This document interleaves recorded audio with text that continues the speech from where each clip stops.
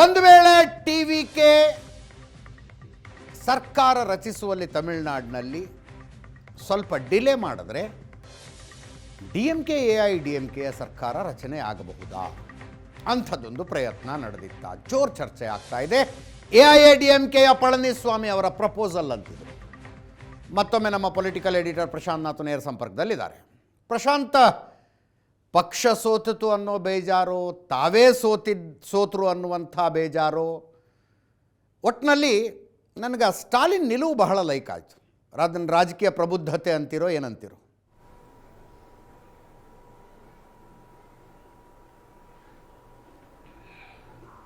ಅಜಿತ್ ನೋಡಿ, DMK ವಿರುದ್ಧ AIADMK ಮತ್ತು TVK ಬಹಳ ದೊಡ್ಡ ಪ್ರಚಾರವನ್ನು ನಡೆಸಿದ್ರು. ಕಾಂಗ್ರೆಸ್ ಈಗ ತರಾತುರಿಯಲ್ಲಿ TVK ಜೊತೆ ಹೋಯ್ತು, DMKನ ಡಂಪ್ ಮಾಡ್ತು. ಆ ಪರಿಸ್ಥಿತಿಯಲ್ಲಿ AIADMK ಯಾರಿಗೆ ಹೆದರಿಕೆ ಇದೆಯೋ ಮುಂದಿನ ದಿನಗಳಲ್ಲಿ TVK ಮತ್ತು DMK ನಡುವೆ ನಾವು ಅಪ್ಪಚ್ಚಿ ಆಗ್ತೀವಿ, ಅಥವಾ TVK ಮತ್ತು DMK ರಾಜ್ಯದ ಭವಿಷ್ಯದ ಎರಡು ಧ್ರುವಗಳಾಗಿರ್ತವೆ, ನಮಗೆ ಮುಂದಿನ ಭವಿಷ್ಯ ಏನು ಅಂತಕ್ಕಂಥದ್ದರ ಬಗ್ಗೆ AIADMK ಆತಂಕ ಇದೆಯೋ ಅವು ಫೀಲರ್ಸ್ಗಳನ್ನು DMK ಕಳಿಸಿದ್ರು. ಬನ್ನಿ ನಾವು ಇಲ್ಲೊಂದು ಸರ್ಕಾರವನ್ನು ನಡೆಸ್ಬಿಡೋಣ, ಸರ್ಕಾರವನ್ನು ನಡೆಸುವ ಒಂದು ಪ್ರಸ್ತಾಪ. ಬಹುತೇಕ ಗೊತ್ತಿಲ್ಲ ಅದರಲ್ಲಿ ಹಿಂದೆ BJP ಇತ್ತ, ವಿ ಡೋಂಟ್ ನೋ. ಯಾಕಂದ್ರೆ ಕಾಂಗ್ರೆಸ್ DMKನ ಡಂಪ್ ಮಾಡಿದ ನಂತರ DMK AIADMK ಆ ರೀತಿಯ AIADMK ಫೀಲರ್ಸ್ ಕಳಿಸಿರ್ಬೇಕಾದ್ರೆ ಅದಕ್ಕೊಂದು BJPಯ ಒಪ್ಪಿಗೆ ಕೂಡ ಇದ್ದಿರ್ಲಿಕ್ಕೆ ಸಾಕು. ಆದರೆ ನನಗನ್ಸುತ್ತೆ DMK ಗೊತ್ತಿದೆ ಅಷ್ಟು ಸುಲಭ ಅಲ್ಲ ಸರ್ಕಾರ ನಡೆಸೋದು ಅಂತ. ಯಾಕಂದ್ರೆ DMK ಮತ್ತು AIADMK ಕ್ಯಾಡರ್ಗಳೇನಿದ್ದಾರೆ ಅಜಿತ್, ಅವರು 45 ವರ್ಷಗಳಿಂದ ಇಬ್ರು ರಸ್ತೆಯಲ್ಲಿ ಹೊಡೆದಾಡಿಕೊಂಡೇ ರಾಜಕಾರಣವನ್ನು ಮಾಡಿರ್ತಕ್ಕಂಥವ್ರು. ಹೌದು, ಇಬ್ರು ಒಬ್ರಿಗೊಬ್ರು ವಿರುದ್ಧ ಈಗ TVK ಅಲ್ಲಿ ಬಂತು 108 ಸೀಟ್ ತೆಗೆದುಕೊಂಡಿದೆ ಅಂದಾಕ್ಷಣ ನೀವು 2018ರಲ್ಲಿ ಕರ್ನಾಟಕದಲ್ಲಿ ಕಾಂಗ್ರೆಸ್ JDS ಮೈತ್ರಿ ಆಯ್ತಲ್ಲ, 19ರಲ್ಲಿ ಏನು ಪರಿಸ್ಥಿತಿ ಆಯ್ತು ಲೋಕಸಭೆಯಲ್ಲಿ ಅದರದ್ದು. ಹೌದು. ಆ ಕಾರಣದಿಂದ ನಾಳೆ DMK AIADMK ಏನಾದರೂ ಮೈತ್ರಿ ಮಾಡಿಕೊಂಡ್ರೆ ಯಾರು ಮುಖ್ಯಮಂತ್ರಿ ಅನ್ನುವ ಪ್ರಶ್ನೆ ಬರುತ್ತೆ. ಹೌದು. ಅಲ್ಲಿಂದ ಅದು ಸರ್ಕಾರದಲ್ಲಿ ಹಂಚಿಕೆ ಹೇಗೆ ಅನ್ನುವ ಪ್ರಶ್ನೆ ಬರುತ್ತೆ. ಕೆಳಗಿನ ಕಾರ್ಯಕರ್ತರಲ್ಲಿ ನ್ಯಾಚುರಲಿ DMK AIADMK ಮೈತ್ರಿ ಮಾಡಿಕೊಂಡ್ರೆ ಯಾವ್ಯಾವ ಕ್ಷೇತ್ರದಲ್ಲಿ ಶಾಸಕರು ಗೆದ್ದಿದ್ದಾರೆ ಅದನ್ನು ಬಿಟ್ಟು ಉಳಿದ ಪಕ್ಷದ ಕಾರ್ಯಕರ್ತರು TVK ಶಿಫ್ಟ್ ಆಗಿಬಿಡ್ಬೋದು. ಕರೆಕ್ಟ್, ಆ ಅಪಾಯ ಇದ್ದೇ ಇರುತ್ತೆ. ನನಗನ್ಸುತ್ತೆ ಪ್ರೋಸ್ ಕಾನ್ಸ್ಗಳನ್ನು ಗಮನಿಸಿ ಓಕೆ, ಸ್ಟಾಲಿನ್ ಅವ್ರಿಗೆ ಒಂದು ಅರ್ಥ ಆಗಿದೆ, ಈ ಚುನಾವಣೆಯ ಫಲಿತಾಂಶ was anti incumbency, anti establishment vote against DMK. ಆ ಕಾರಣದಿಂದ ಅವರು ಹೇಳ್ತಿದ್ದಾರೆ TVK ವಿಜಯ್ ಸರ್ಕಾರ ರಚನೆ ಮಾಡಲಿ, ನನಗೆ ಯಾವುದೇ ರೀತಿಯಾಗಿರ್ತಕ್ಕಂಥ ತರಾತುರಿ ಇಲ್ಲ ಅನ್ನೋದು. ಪ್ರಾಯಶಃ ಅನೇಕ ಬಾರಿ ಹಿಂಗೂ ಇರುತ್ತೆ.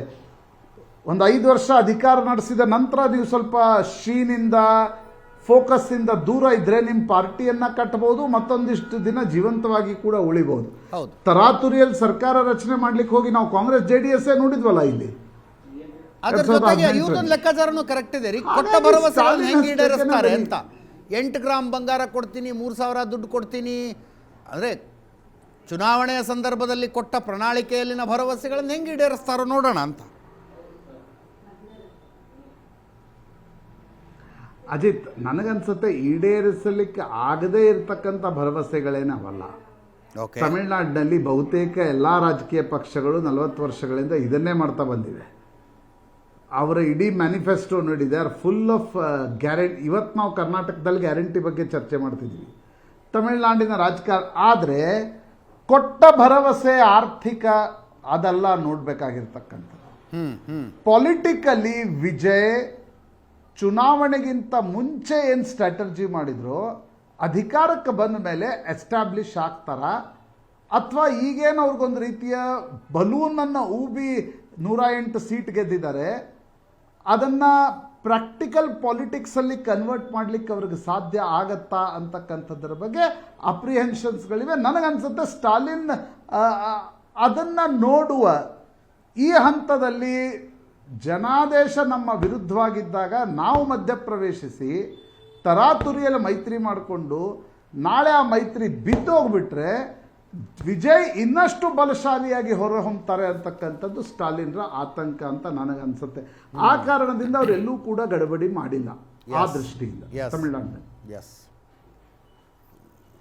ಇಂಟ್ರೆಸ್ಟಿಂಗ್ ಇದೆ. ನಾಳೆ ಏನೇನಾಗುತ್ತೆ ಅನ್ನುವುದರ ಕಡೆ ಗಮನ ಇಡಬೇಕಾಗತ್ತೆ ಅಷ್ಟೇ.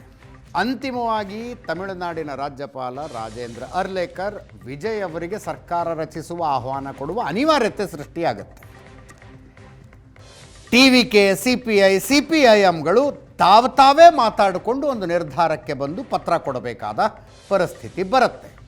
ಇಲ್ಲದೆ ಹೋದರೆ ಅವರಿಗಿರುವ ಅಪಾಯದ ಮತ್ತೊಂದು ಮುನ್ಸೂಚನೆ, ಈಗ ಏನಾದ್ರು ರಾಷ್ಟ್ರಪತಿ ಆಡಳಿತ ಹೇರಲ್ಪಟ್ಟು 6 ತಿಂಗಳ ನಂತರ ಚುನಾವಣೆಗಳು ನಡೆದರೆ ಈಗ 108 ಸ್ಥಾನ ಗೆದ್ದಿರುವ TVK ಆಮೇಲೆ 180 ಗೆಲ್ಲುತ್ತೆ ಅಂತ.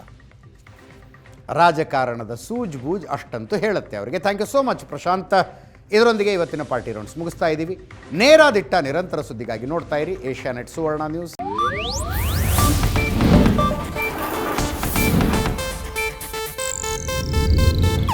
ಇದು ಏಷ್ಯಾನೆಟ್ ನ್ಯೂಸ್ ನೆಟ್ವರ್ಕ್ ಪ್ರಸ್ತುತಿ.